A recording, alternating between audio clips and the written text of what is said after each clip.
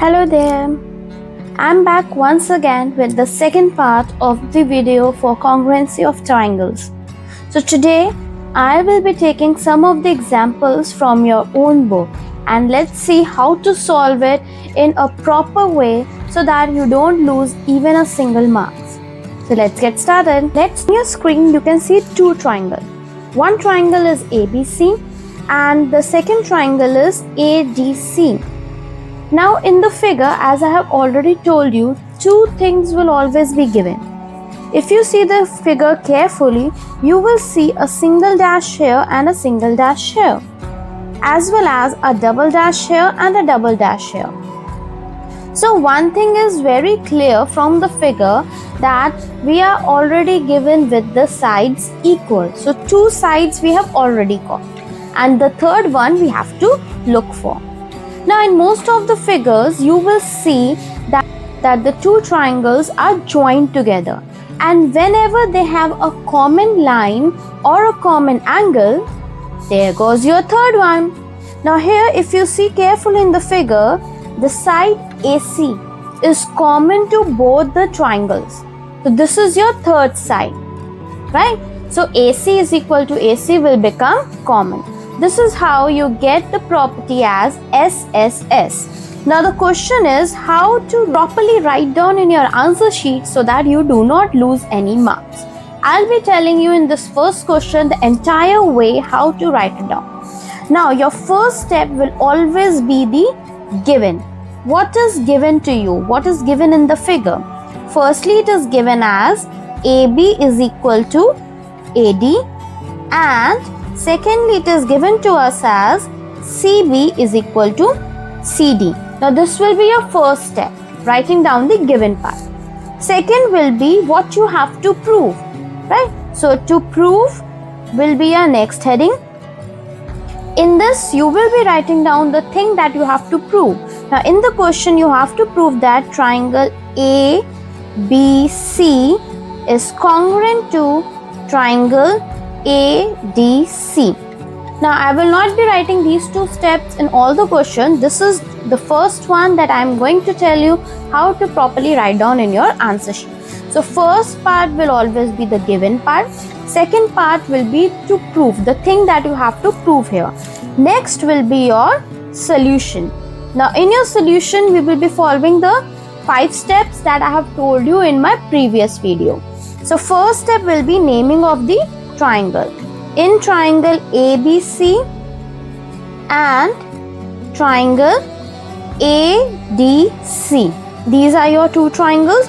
Now firstly we have already seen that AB is equal to AD, and what is the reason here?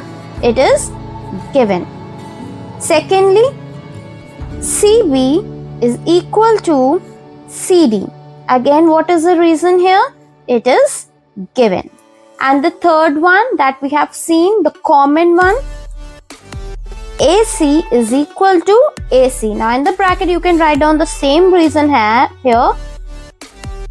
You can write down the same reason as common. Now we have already proved with the three sides property. So therefore triangle ABC is congruent to triangle ADC, and what is the property name? SSS. Hence proved. You are not going to lose a single marks here. So this is the proper format of writing your answer. So let's move on to the next question now. Now let's see this question here. In this figure, if you see, it's like an angle with the two smaller triangles inside it. The first triangle here will be PL and O, and the second triangle is PM and O. So these are the two triangles we are going to look forward to. Now here they have already given that PL and PM are perpendicular. So the first thing must be coming in your mind. Since it's a 90-degree angle, can it be RHS? Let's see if the hypotenuse are equal or not. Secondly, they are saying that PL and PM are equal. So let's mark it down here. PL and PM are equal, right? So we have got one side also. Now the third one is missing. Now 190 degree, one side, if it has to be an RHS, then its hypotenuse should be equal. Now if you see in this figure, for this triangle the hypotenuse is PO, and for PMO the hypotenuse is also PO. So if you see it carefully, the two triangles are overlapping with the common side PO, and PO is nothing but the hypotenuse. So we have figured it out that this particular figure is going to be proved with the help of property RHS. First step, naming of the triangle. In triangle PLO and triangle PMO, right? So first thing, let's mark down the sides here. PL is equal to PM. This thing is already given to us, right? The second one, angle PLO is equal to angle PMO, which is equal to 90 degree, and it is also given to us, right? And the last one, PO is equal to TO, that is common in both the triangles. So the last step, therefore triangle PLO is congruent to triangle PMO by the property RHS. So this is your answer. Let's move on to the next question. Now in this question, you read the question carefully. Here it is saying that BE and CF are equal. So where is BE? This line is BE and this line is CF. So they both are equal. Let's mark them as equal, as well as they both are altitudes. That means the angle here is 90 degree, right? Now what we have to prove is, we have to prove that the two triangles ABE. So let me just make the triangles here so that you can easily understand. There is your first triangle, which is called as ABE. Always try to break the triangles if you're unable to see the triangles carefully. Now here if you see ABE, this side is 90 degree and BE is, there is a dash over here. Next triangle is ACF. So let's draw the ACF here. This is your A, F and C here. So here again this particular angle is 90 degree and this is your side.